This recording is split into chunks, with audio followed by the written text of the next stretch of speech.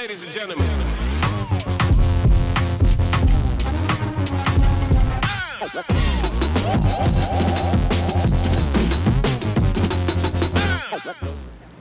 Hi, welcome back to Mike's Diabetes World. Let's take a look at our clock.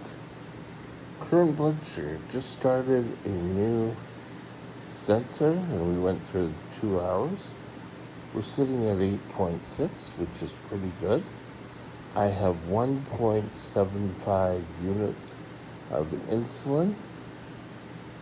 This here shows that I ate and I've taken insulin for it. The pink, as we discussed before, is the bolus. Now, if we take a look at time and range, looking pretty good. I'm 98% time and range. 2% above, 98 in range, 0 lows. I worked on getting that lows out of there. Average sugar is 8. Oh, excuse me. Sorry. I was going to sneeze. Today, I want to discuss, is this where I thought I'd be? Stay tuned. We'll be right back.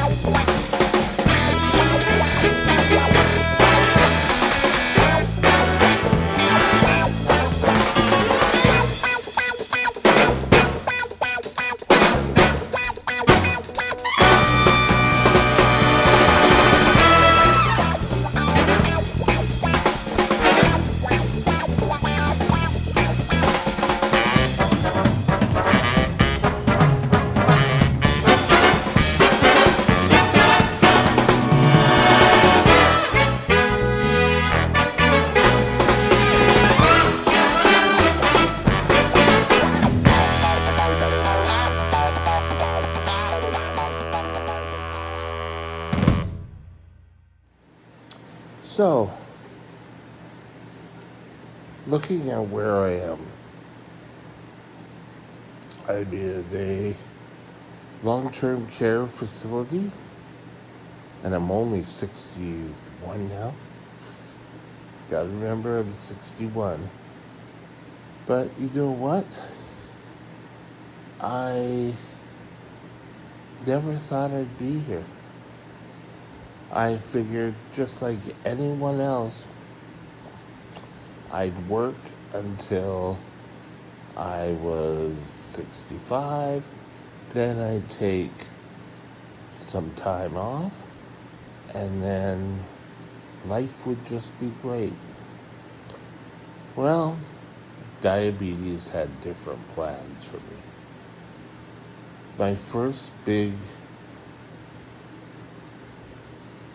kick in the face that I really should have noticed is when my doctor said, "Oh, yeah, you're only getting this if you're disabled." Well, you should have been disabled a long time ago. Excuse me. Something on the lens. Just bring the form in and we'll sign it and we'll get you on it. That started my life as a disabled person. I didn't have to work anymore. My day was a lot simpler. I just had to really worry about my blood sugars, keeping my blood sugars in line, and that was it. And how well did that go? Not that great. I've told stories about how I ended up in the middle of the intersection at Kingsway and Joyce, 41st and Crown, or was it Crown? I'm not sure.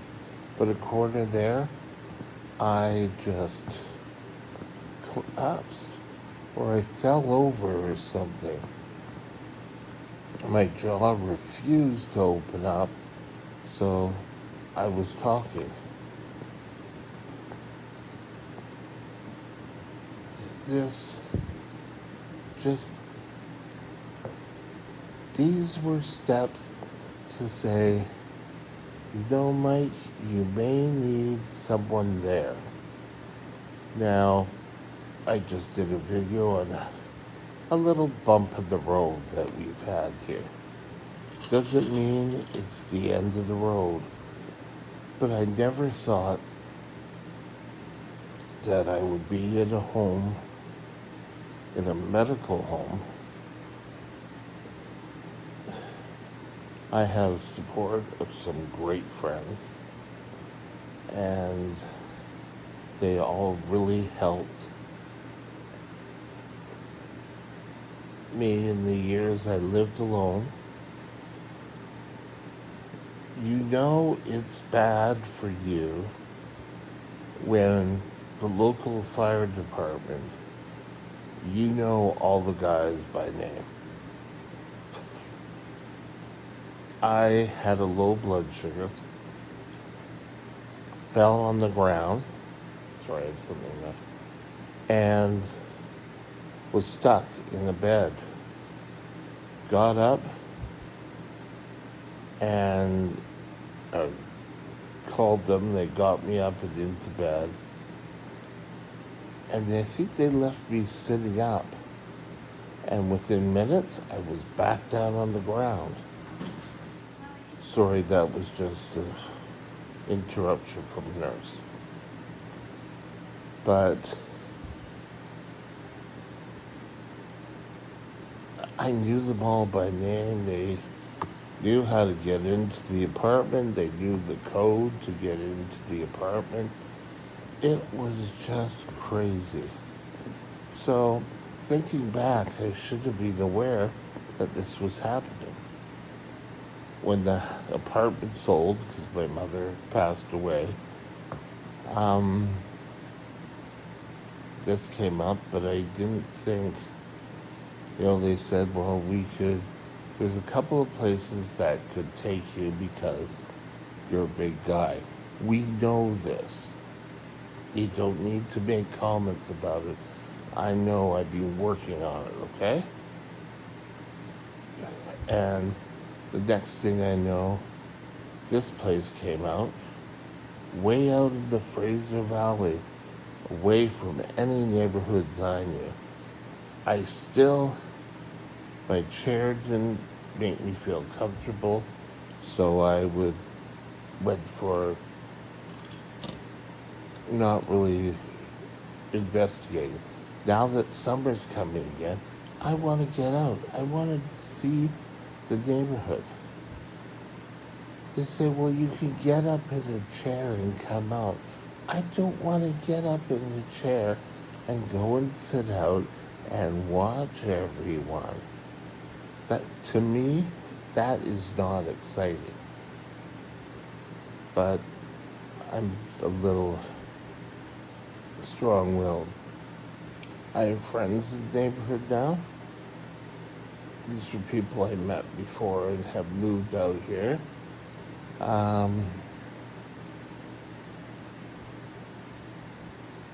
One of the friends, when I was going through a bout of leukemia, he went out and got peanut butter and jam and allowed me to eat for a bit, that I didn't really have to get up, cook, and do everything. But again, for a while there, this was diabetes for me. It was always in my face. Oh, you're falling down again. Oh, now with the help of the Medtronic 780 pump, it's here. And it does a lot of just here, just that I know it's there, but it's not gonna bother me. I'm in a better place. I can go out if I ever get my chair, could go out in the neighborhood and investigate it, taking a look at things, and then come back here. I don't want to sit there like they seem. It's a big thing to get patients up and have them sit around and do nothing. To me, it bothers me. Oh, we have a real comfortable chair for you. No. Oh, come out and just chat with us. No. I'm not a. I'm a little bit of an introvert. Imagine that. But I am. So, is this where I thought I'd be? I thought I'd have a nice job, be able to retire. Years ago, while I was working at 7-Eleven, I thought, oh, this will be the career I have. Then they pretty well shut down the department I was with. And life just throws you lemons, and you make lemonade. You do the best. When this first came up about going into, back then it was assisted living, when you're selling the condo,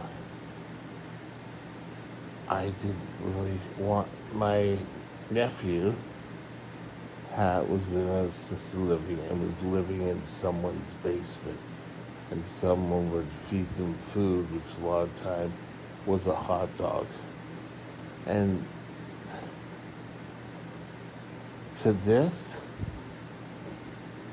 where I have a hospital if I need it close by, we try not to go there often. We have a few little arguments here or there, but we'll work them out. If you want to see what one of the arguments were, see before. But on the whole,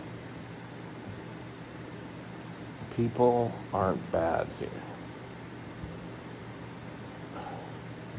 You know, I'm sure, just like any other thing, there could be, oh, yeah, well, we could do things better. But, you know what? I don't think really here there's anything negative. I'm fed. I take care of my diabetes. I'm able to watch stuff on the internet. I want to get out and do more, investigate the area around, and maybe take you guys along with me and do a couple of these talks out in the neighborhood.